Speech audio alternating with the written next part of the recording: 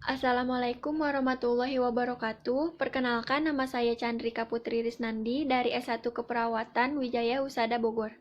Saya akan mempresentasikan perkembangan kepribadian perawat. Pengertian kepribadian.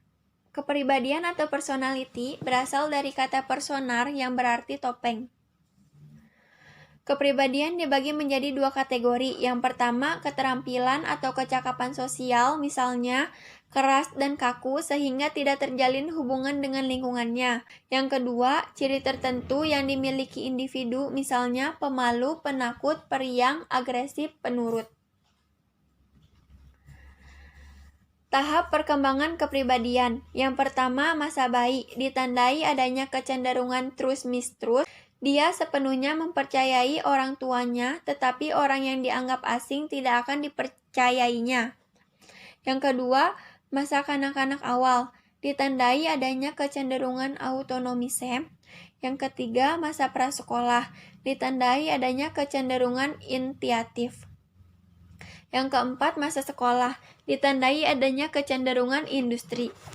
Yang kelima, masa remaja, ditandai dengan kecenderungan identity confusion. Yang keenam, masa dewasa awal, ditandai adanya kecenderungan intimasi. Yang ketujuh, masa dewasa, ditandai adanya kecenderungan generativity. Yang kedelapan, masa hari tua, ditandai adanya kecenderungan ego, integrity, despair. Struktur kepribadian. Dalam teori psikoanalitik, struktur kepribadian manusia itu terdiri dari ID adalah sistem kepribadian yang asli, berisi impuls, agresif, dan libidinal merupakan aspek biologi kepribadian, diwariskan dan berkaitan dengan aspek jasmania. Ego adalah bagian kepribadian yang bertugas sebagai pelaksana. Superego adalah sebagian moral dari kepribadian manusia karena ia merupakan filter dari sensor baik buruk, salah benar, boleh tidak, sesuatu yang dilakukan oleh dorongan ego. Tipologi kepribadian adalah usaha untuk menggambarkan kepribadian manusia dan melakukan kategorisasi dan penyederhanaan terhadap berbagai kemungkinan kombinasi kepribadian. Teori tipologi kepribadian. Ada 4 macam, yaitu sanguinis, koleris, melankolis, flegmatis. Teori ini membagi kepribadian manusia berdasarkan 4 macam cairan tubuh yang sangat penting bagi tubuh manusia, yaitu sifat kering terdapat dalam kol, empedu kering, sifat basah terdapat dalam melankol, empedu hitam, sifat dingin terdapat dalam flegma, lendir, sifat panas terdapat dalam sanguis, darah. Faktor-faktor yang mempengaruhi kepribadian.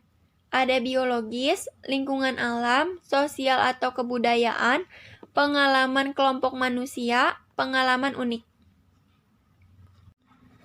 Pentingnya perawat mengetahui tipe kepribadian orang lain. Yang pertama, tidak terjadi kesenjangan dan kesalahpahaman antara perawat dengan pasien yang akan berpengaruh terhadap proses keperawatan.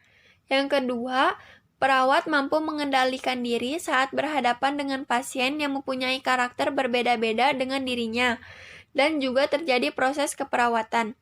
Yang ketiga, perawat mampu berinteraksi baik dengan pasien maupun keluarga pasien sehingga terjalin hubungan yang humoris antara perawat dan pasien.